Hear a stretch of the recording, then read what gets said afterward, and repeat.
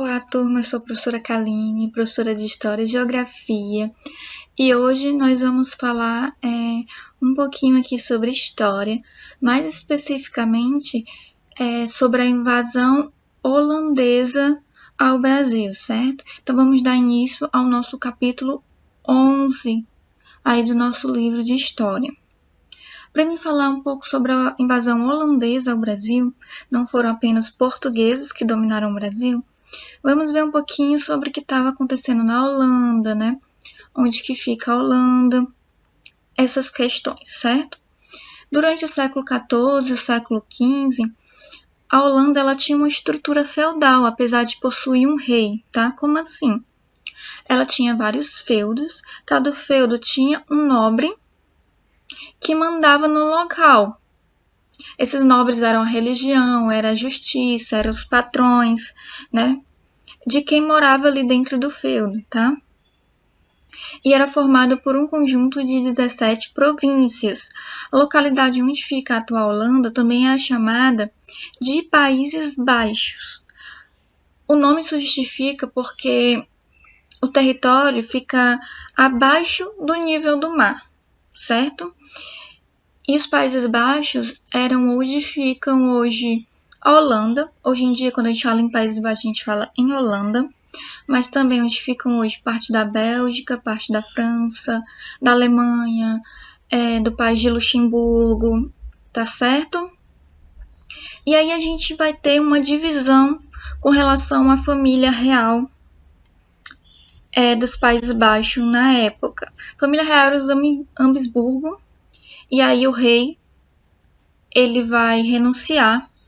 Parte do território fica com o irmão dele, e a outra parte do território fica com o filho dele, que é o rei Filipe II, que já era rei da Espanha, tá? Isso é muito importante pra gente.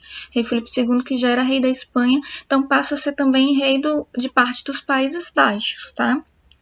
O problema é que com essa divisão aí do território, a gente vai começar um processo de guerra, onde fica atualmente a Holanda, porque o rei Filipe II era católico, e o calvinismo estava se espalhando na região. A gente já estudou um pouquinho sobre o protestantismo e a vertente do calvinismo, certo?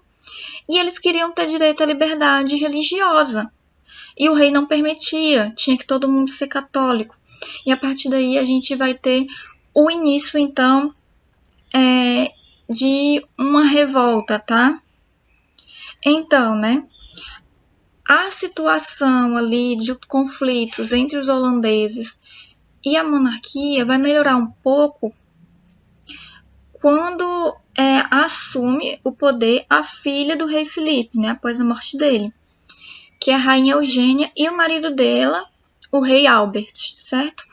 Que eles são mais tolerantes com relação às escolhas do povo holandês. E aí a gente vai ter um período de paz maior, mas mesmo assim eles não vão ter mais o domínio de todo o território holandês nesse período, por conta da revolta e por conta que a gente vai ter uma parte do território que vai ter declarado independência, apesar dessa dependência não ser oficial, porque não era reconhecida pelos reis, que eram os reis do local, tá certo?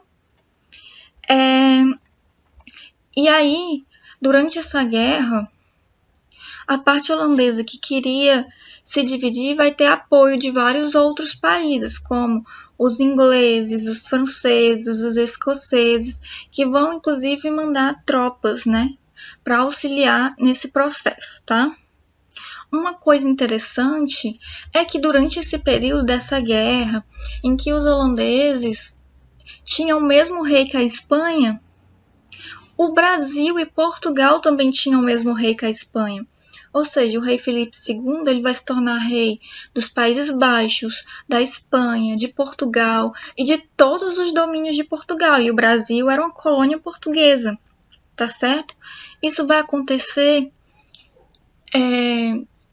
Isso que vai acontecer a gente chama de União Ibérica, tá certo? O que ocorre é que Portugal tinha um rei chamado Dom Sebastião. Dom Sebastião ele morre durante uma guerra. E ele não deixa filhos, ele era bem novinho, tinha só 19 anos. e ele não deixa descendentes, e quem assume a coroa portuguesa é um tio dele. Só que Dom Henrique era um sacerdote da Igreja Católica, e ele morre apenas 3 anos depois de se tornar rei e não deixa descendentes. Pelo menos não descendentes legítimos, já que ele era um sacerdote, teoricamente não poderia ter filhos, tá? E aí começa uma disputa. Quem é que vai assumir o trono de Portugal a partir de agora, né? E temos uma briga aí entre pelo menos 3 nobres que tinham direito sim ao trono de Portugal, porque eram parentes da família real, da linhagem da família real que havia morrido, tá? É importante a gente saber que a maioria das famílias reais da Europa eram parentes, eram primos, tios com sobrinhos, porque eles se casavam entre eles. Então, era comum que o rei de um país acumulasse tronos, fosse rei de mais de um país, tá ok? E aí a gente vai ter o rei Filipe II da Espanha ganhando a disputa e também se tornando rei de Portugal. E aí então ele vai ser rei dos Países Baixos, de Portugal, da Espanha, das colônias e das posses portuguesas. Ele vai ser dono, isso inclui o Brasil.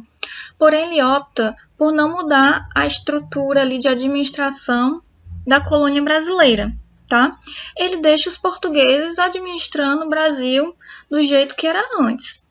Isso está ótimo, então tudo continua como era, né? Ele não vai interferir muito nesse processo. Então, Portugal ele vai estar junto ali da Espanha, com o mesmo rei, de 1580 a 1640. Lembrando que durante esse período a gente vai ter a Espanha em guerra com a Holanda, tá certo? Inclusive, a Holanda, nesse período, eles vão criar a Companhia das Índias Ocidentais, ou seja, eles queriam ter direito de comercializar com outros países também. E a Espanha não deixava, o rei espanhol, o rei Filipe II, não deixava que isso acontecesse. Então eles criam essa companhia para poder se organizar para levar, né, para o comércio para outros locais do mundo, inclusive para o Brasil. Tá? O que a Espanha não aceita, diga-se de passagem, mas é algo que acabou acontecendo mesmo assim. E a Companhia das Índias Ocidentais, ela vai durar por bastante tempo, vai começar em 1620 e durar mais de um século, tendo seu fim apenas no final de 1700, tá? 1770, 80 e pouco, então. E então eles vão comercializar, por exemplo, ouro, marfim, alimentos, especiarias que hoje são os nossos temperos, que a gente utiliza passa no alimento para dar gosto ao alimento, para evitar que o alimento estrague, que eram muito raros, era um luxo na época, né? A gente está falando de século XV, século XVI, XVII, tá certo, gente? Então, né? Quando o rei Filipe II morre, que ele vai ser sucedido, o novo rei ele começa a cobrar impostos muito altos de Portugal e muda a administração colonial totalmente. Coloca espanhóis para administrar a colônia do Brasil, por exemplo. Então, os portugueses descontentes com isso, eles se organizam para colocar um novo rei no poder e tirar o rei espanhol. Tá? E é aí que entra um nobre, que é o Duque de Bragança na história. Ele vai liderar a revolta e quando os portugueses vencem essa revolta e expulsam o rei espanhol, o Duque de Bragança se torna o rei João IV, da linhagem aí de Bragança, que vai ser a família real que depois vai vir para o Brasil, que vai ser a linhagem de Dom Pedro I e Dom Pedro II, que vão ser monarcas do Brasil, tá certo?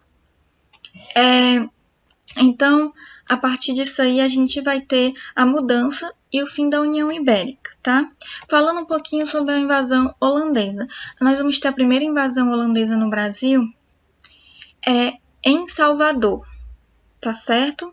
Vai ser bem rápida, vai durar cerca de um ano, de 1624 a 1625, porque o rei espanhol manda tropas para o Brasil que vão expulsar os holandeses, tá ok?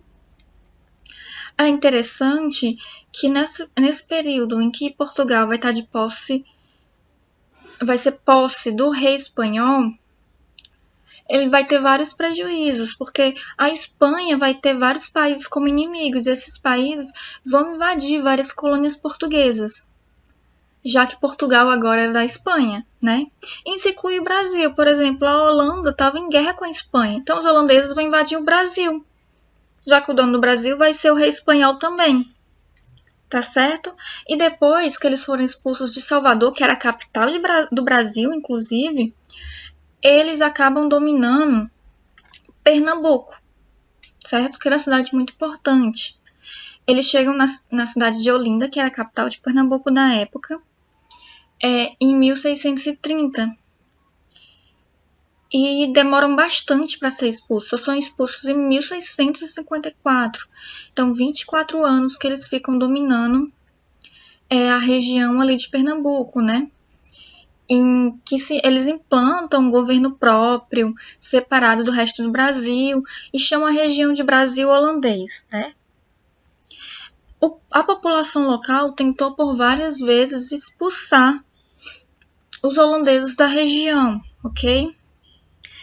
Fundaram até um arraial chamado Arraial de Bom Jesus, a partir de um forte que foi criado pela população local no interior de Pernambuco para lutar contra os holandeses. Infelizmente, o Arraial de Bom Jesus foi completamente destruído pelos holandeses durante esse período, né? Essa guerra em que se criou esse arraial durou ali de 1630 a 1635, mais ou menos, tá certo? Posteriormente, a gente vai ter outros conflitos entre a população local e os holandeses, em uma tentativa de expulsá-los, né? Que vai causar muita destruição dos engenhos de açúcar, destruição da capital, que era a cidade de Olinda, certo? Fortalecimento do quilombo de Palmares, que a gente já falou um pouco sobre o quilombo no capítulo 10, ficava ali entre Pernambuco e Alagoas, né? Então os escravos vão fugir aos montes para o quilombo de Palmares, já que a população e os donos deles estavam ocupados com a guerra contra os holandeses, né? E o Nordeste, o litoral nordestino, ele vai ser em grande parte ocupado pelos holandeses. Isso inclui o litoral cearense também, tá certo? E aí, quem vai administrar o Brasil holandês vai ser um cara chamado Maurício de Nassau, né? Nós temos até aí uma referência ao nome dele, né, em vários locais que recebem o nome dele hoje em dia. Então, ele era um holandês que administra a Holanda brasileira, tá certo? Que ele vai ser bastante importante nessa administração, que ele vai tentar intermediar aí as relações entre a população local e a administração holandesa, o que vai dar até certo, né? O que é que ele vai fazer na administração dele? Aliança com os senhores de engenho, tá? Ele vai conceder empréstimo para que os donos do engenho reconstruíssem seus engenhos perdidos, queimados durante a guerra entre o exército holandês e a população local. Vai reformar Recife, né? Havendo a modernização, então, do local. A gente vai ter uma mudança de Recife, que vai passar a se chamar Cidade de Maurício. Não pouca coisa, né? Porque era o nome do Maurício de Nassau apenas. Ele vai implantar tolerância religiosa, as pessoas que morassem em Pernambuco poderiam ter a religião que quisessem. E ele vai financiar a vinda de artistas e de cientistas para a Holanda brasileira. Pintores, médicos, dramaturgos, né? Que são escritores de peças de teatro, tá? Tudo, então, para vir para essa região, tá certo? Mas ele acaba se indispondo com o governo ali do holandês e acaba deixando o Brasil holandês ali por volta de 1644, 45, tá? E aí a gente vai ter novas revoltas se iniciando, como a Batalha do Monte de Tabocas, né? Representa a primeira vitória brasileira contra a invasão holandesa, contra os holandeses, tá? Holandeses. Que a partir daí os holandeses eles vão passar a ficar emboscados numa região em que eles, inclusive, têm dificuldade para conseguir até comida, para suprir, né, as necessidades básicas deles, tá ok? E a partir daí a gente tem o início do fim do domínio holandês, que a gente vai falar um pouco mais sobre ele no vídeo que vem, tá certo? Então, gente, até mais!